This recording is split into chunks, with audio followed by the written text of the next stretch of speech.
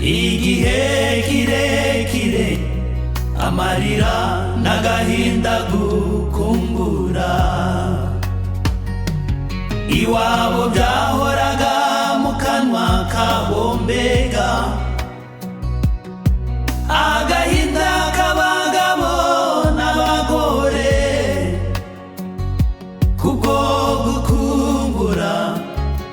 Iwabo nta butabazi bari bafite, kuko yabambukije inyanja ikabagaburira mu butayu.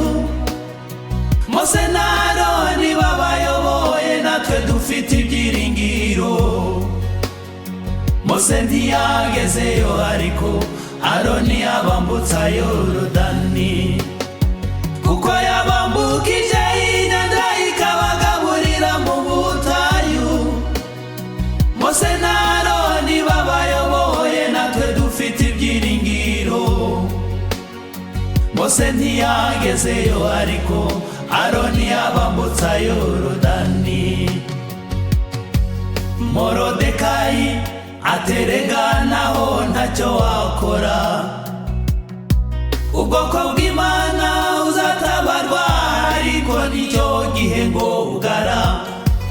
Gazi icyo Imana yagushyiriyemo, ingoro y'umwami turi, ubwoko buke ariko bwubaha.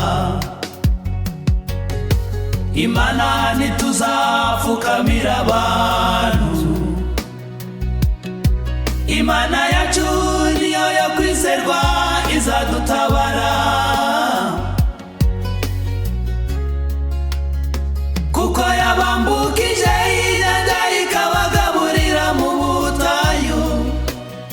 Mose na Aroni babayoboye, natwe dufite ibyiringiro.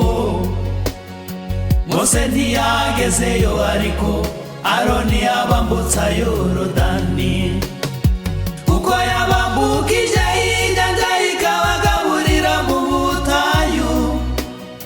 Mose na Aroni babayoboye, natwe dufite ibyiringiro.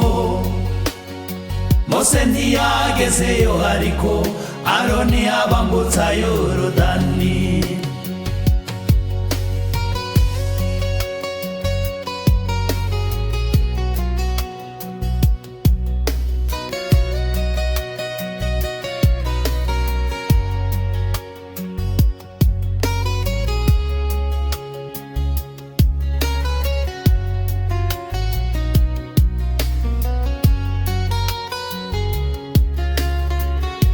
Yewe muntu wibagiwe ibuka amasezerano wagiranye n'Imana, isengesho ryawe rihindukize gusabira abo wasize inyuma, imfubyi, abapfakazi, abashonje ni benshi.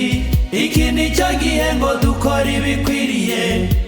Imyaka 10 mu buhunzi birahagije.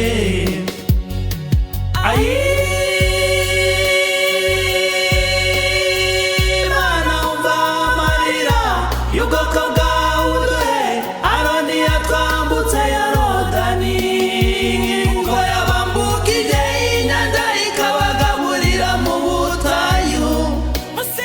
Mose na Aroni babayoboye, natwe dufite ibyiringiro.